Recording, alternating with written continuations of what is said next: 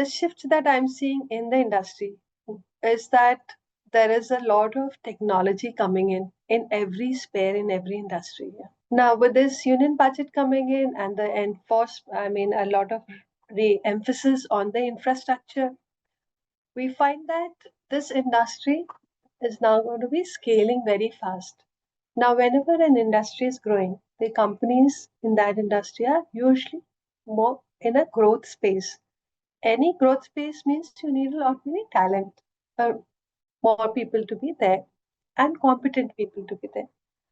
So the workforce strategy that any of these companies, particularly if I would say, see, I'm talking on behalf of the industry. The workforce strategy requires that first we understand the business. The business, how is it moving? What kind of technology it is adopting? What is the kind of growth that is projected? With that, we take the manpower, which is competent to do and execute that kind of strategy. Now, once we're looking for competent manpower, both in the labor category and in the managerial and leadership role, we need to be seeing how do they align with what we need now. Now, any workforce strategy would mean that you get the right talent from the right place. Usually, if you see where are you getting your talent from the academia and from the market, the experienced people. Now, all of these places, the way the technology is growing, the way the new emphasis is happening in the manufacturing industry, even they need to keep pace with this whole thing. So, a part of my workforce strategy, if I were to suggest this, is that also align with the academia so that they know what exactly do we need and they design their curriculum alongside that. Also, educate and train our employees in the competence that is required. So, my strategy would have this as most important pillar. Take only that competence which is required and futuristic. Second, coordinate with the organizations, collaborate with the academia to ensure that we get the right kind of the workforce, and also try and do our own CSR projects and other initiatives where we are skilling people in the society, in the community, in those spaces where we will require our workforce to be.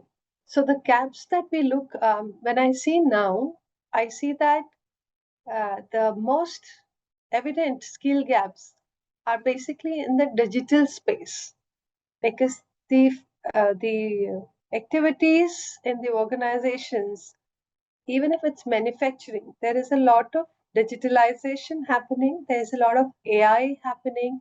There's a lot of machine learning and robotics happening. And we cannot avoid this, particularly in infrastructure industry, or for that matter, in any industry.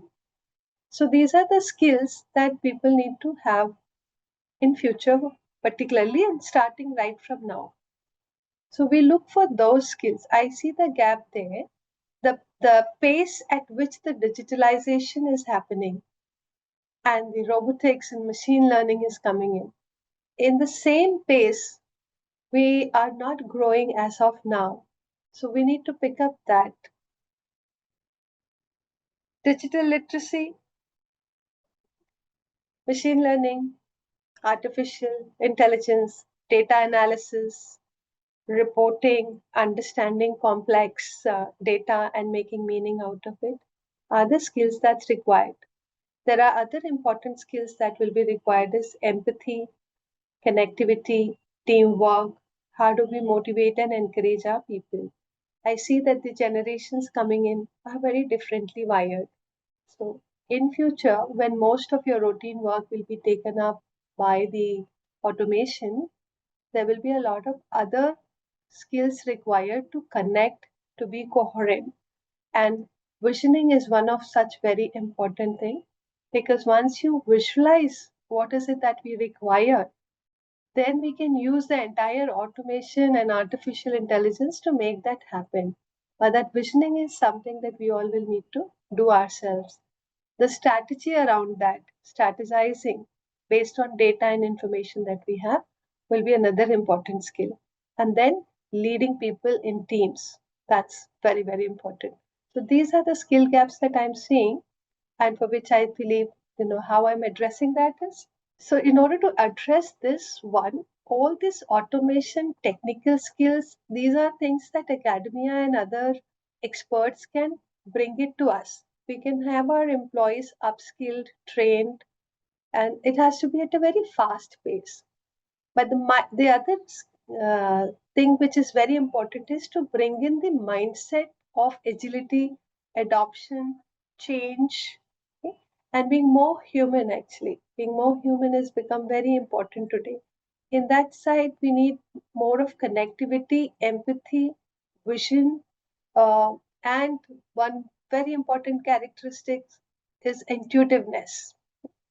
To build that, we need to put them through the training programs, or rather the exposure to what is called spiritual growth.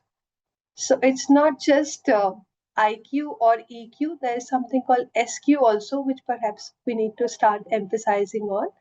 Once we work in that space, these characteristics and skills of human nature, of connectivity, of intuitiveness will grow automatically. So this is how I think we should address this skill gap of both the highly mechanical and automative type, and also both on the other side the human and leadership competence.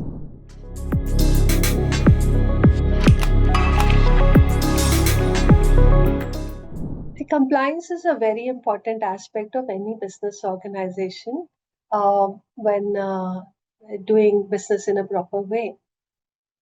So the framework that any of the companies or industries can put in is to ensure that there is compliance is one, build in the awareness, education, and training so that everybody knows what is to be done and how. The second part is to build it into the processes of the organization. It is built in such a way that nobody can bypass that. Third thing is to keep having audits on this. The framework should also include the audit part. So when you are ensuring compliance, apart from the framework, and many times you see that it is spread, your business is spread around various geographies and multi-location. And your compliance regulation might be different at different location. So education and training definitely makes sure that it is complied upon. People know the relevant regulations. The framework, when it is built in, it can take care of the specific location-wise regulation and compliance requirement. In fact, if we have a good agentic AI and use that for compliance framework, it can come out very beautifully. See, all of these things at the bottom of that is there is some purpose. We want to do governance, we want to ensure environmental compliance or labor law compliance uh, because we want to see that the environment is not harmed, that human rights are preserved. So, in addition to the frameworks that we built in to ensure that there is compliance all the time, I think we also need to reach out to people and touch that core and build that purpose within them. Because once they are enlightened about the purpose and they know how it harms if you're not doing that compliance, then we need not inspect and monitor and supervise them all the time. It will come from their heart. They will know what is the importance of this. For example, if we say ESG, if they value that, if they can understand how their activity is going to harm environment and how by complying a certain regulation we withhold that harm, we do not allow that to happen, then human beings are, I think, very wired, very preservative way, they will take care of this, that it is not violated. Otherwise, if that understanding is not there, In that case, whichever kind of framework you make, people will find way out to get out of that.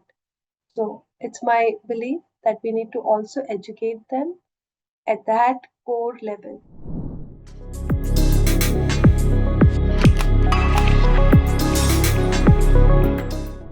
So infrastructure and manufacturing sector, I see that in future there will be a lot of automation in there. Even a lot of robotics coming in. That eases the whole process, and I'm seeing that going forward, that's going to be cheaper to have more of robotics and a lot of automation in this space. So, looking at the future, I can see that the skills that's going to be very much required is one, understanding these technologies, understanding these uh, machines, and how do you make them work in the right way. So, knowledge of interacting and dealing with robotics, interacting and dealing with the artificial intelligence, which will mean a lot of prompt engineering, which is something that has come up now. Okay. Uh, then understanding what is the I can see that there will be a lot many developmental technological developments in their specific arenas as well. So the upcoming technologies which are coming up, they will be very, very important. Okay?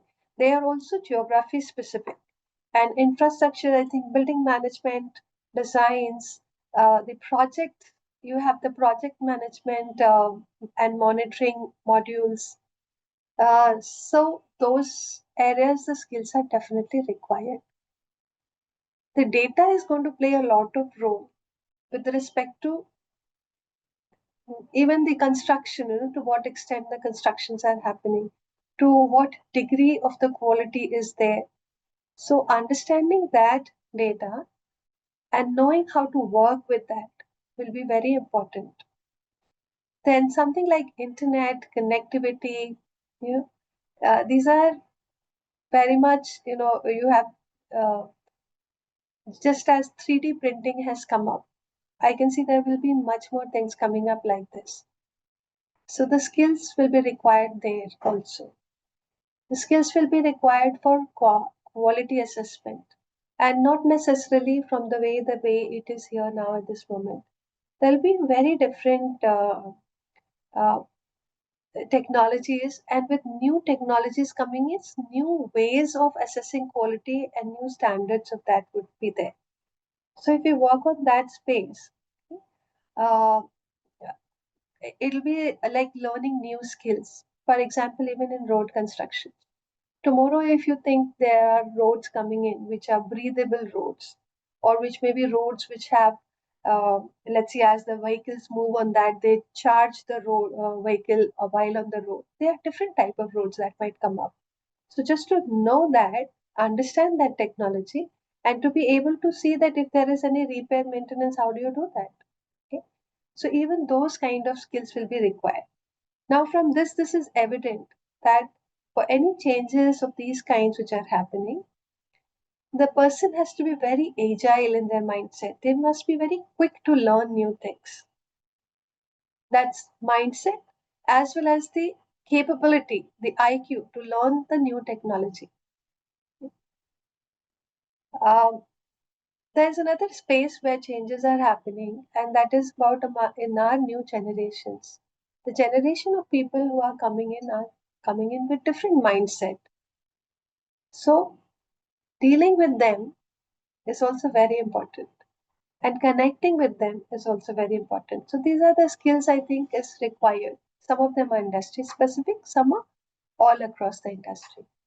Okay, one is that the way the technology is coming in, uh, the companies are collaborating with the academic, both in the research domain as well as in the other technological skills that are required. And once that is happening, we know what kind of skill we need to have, and we can recruit them. I'm not seeing that happening very fast, but I think this is something very important that industry should start doing. We're still going through the normal channels, recruitment channels like LinkedIn, Indeed, etc. But that fetches you only the manpower which is existing, not the futuristic manpower which is skill trained.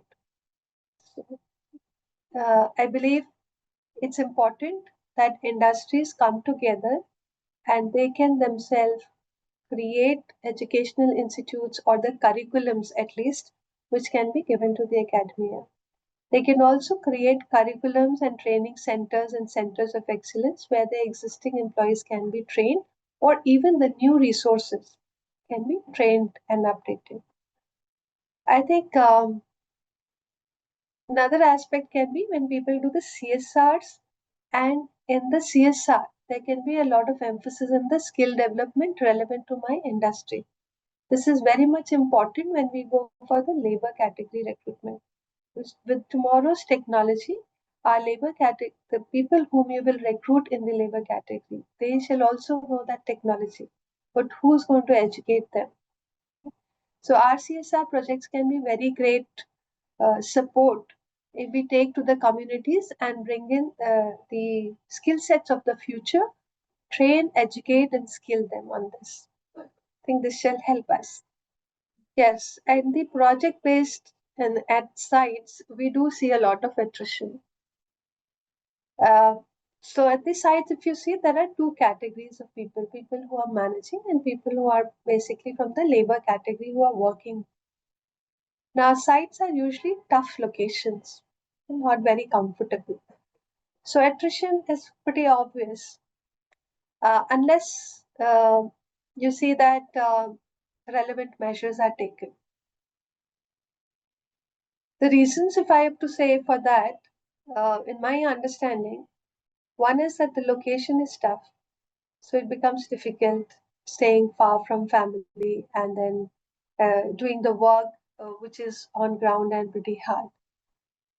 Second thing is, particularly with our labor category, most of them, at least in India, I see that they come like a seasonal workforce. So they stay in villages, and when there's a season to have their farms looked after, they will go there. They will not be available. They will go to their own native place for the farming. And in the break period, they will come and do the work in the industry. So suddenly, when we see there is a season of farming, the labor disappears. It is not available to us. Another thing we observe there is that with little money, a little hike in their salary, even if it is 100 rupees or 50 rupees, they tend to leave and go to the other people, to the competition. So I've observed mostly these three reasons for the reason for attrition.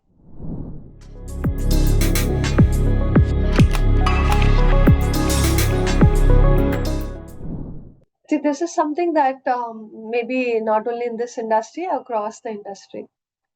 So one thing is I will start with the difficult location itself. So when we have site works in manufacturing and infrastructure industry, there's a lot of site work. It's important that we ensure that work at our sites is comfortable. So it is important to schedule the plan the work in such a way that it is not in very hard climate or difficult situations. It has to be in a comfortable time.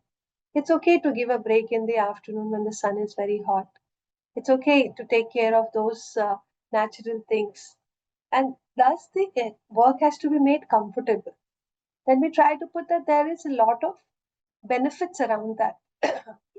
Staying there away from family, they shall not face any problems of eating or staying in a comfortable space or being in a community together in the evenings or a little gap and a holiday period when they can be together and celebrating something.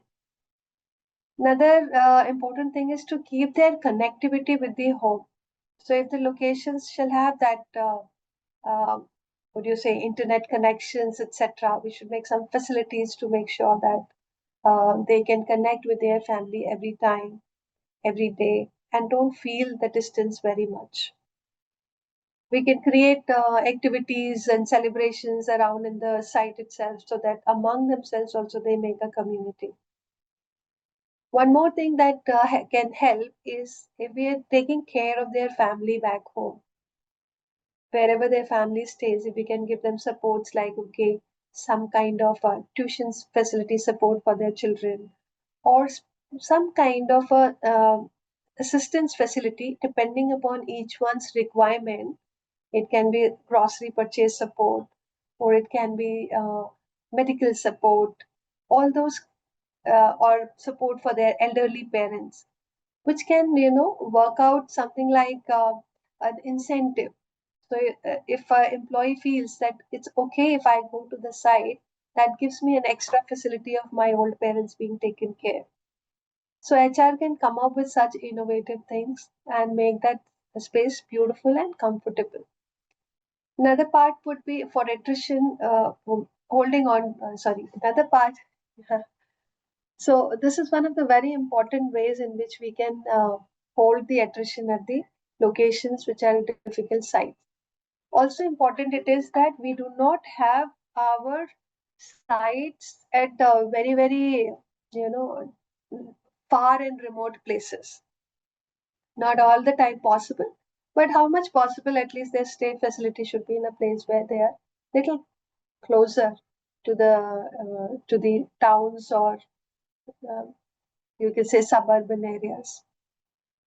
In addition to these things, I feel today our employees have a immense desire of growth, not just in the hierarchy, but inner. They want to learn and grow. So that facility and that scheme is a very good scheme to retain employees, especially the Gen Z. They need to feel that they are constantly growing. And there need to be a work culture where they can express themselves completely. Expression is a very important thing, and transparency is a very important thing, particularly for our younger generations. So we need to understand the profile of our workforce and accordingly create those schemes so that they are engaged. You need to continuously upskill them so that they never feel at loss with the technological developments and the digital uh, developments. That way they can catch up and they can always feel versatile. They also need their space, in the sense that if they want to take a break from the job and then go tour around and come back, those kind of options will have to be done. So it is the way the work is being done needs a little bit of transformation.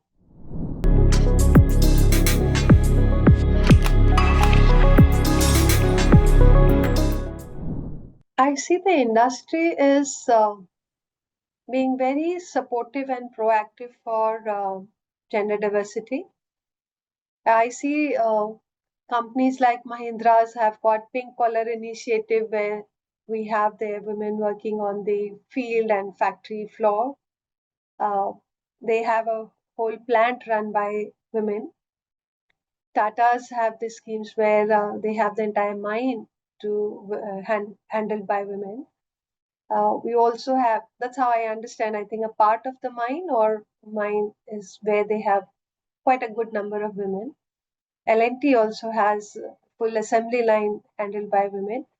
So now we see a lot many women on the floor, factory floors, and for these kind of jobs, even on the site. So this is a welcome change. I feel industry is not averse to having women, which used to be the case many years earlier when I had started my career. I used to see that very genuinely the leaders will feel that, okay, let's not recruit a woman at this place. It will be difficult for her. It may not be good for her. So the focus was taking care of her and therefore not recruiting her. But today I see that they value her talent, they value the input and the study that she has done for so long, and they recruit her. And the focus is now shifting or changing the workplace in such a way that it is equitable for her and that she can comfortably do her best and work on the factory floors or on the sites. So that's a shift that I observe. So there is this initiative that See, now I see that in every company, there is some initiative for women empowerment uh, with various different names. But many initiatives focus on bringing women and training them, educating them on feeling more confident about themselves and being their best and feel empowered as leader. One of such initiatives lead hership, and I've been personally involved with this initiative for past 3 4 years now.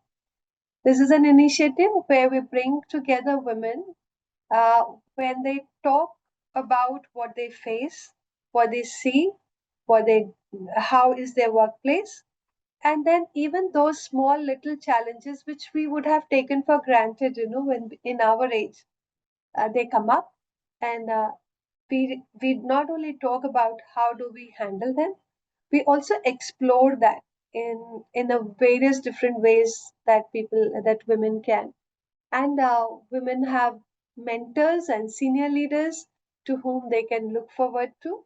Look at the guidance that comes up to them is quite an encouraging one.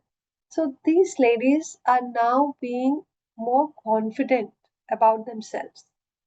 That's the thrust. Be confident, find your own solutions, never give up attitude is what's inspired here, and every other support in a way that the women feel that they're not alone on this path to do the work. I think today women have everything to support, everything that they can take as a support. Uh, and it is also that they are not giving up on what is expected out of them. These ladies now, when they go to the shop floor and handle things with confidence, it's amazing.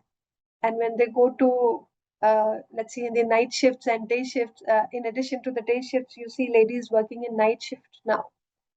Uh, and the refiners I've seen, the way these refiners, when they are in their uniform and they wear their helmets and go to the refinery, I mean, I certainly feel like saluting them. It's amazing to see them with that strength. Very powerful. In our leadership initiative, we educated them not only just on the confidence part, we educated them with karate, how to do the self defense, with the attitude, how to understand the subtle vibrations of the power dynamics, sometimes the unconscious biases that come in from men, but not necessarily that they may mean the bias. It's just that they themselves may not be aware of that. So, how do you handle that very subtly and smartly? Then we used to have the cab driver as women. We also used to have the road, see, all the roadways, the lighting that we used to create in the road. We took that initiative that all the roads are lighted pretty well. The place where they were in the night shifts, all their bathrooms, restroom, and places, security things, emergency bells, all of these were part of this initiative. So that was beautiful. Uh, I'm still continuing that, even after that, we made, I felt like taking it to the community, all women community. So we created an open program around that where people can come and uh, be with us together. It's all about empowering women.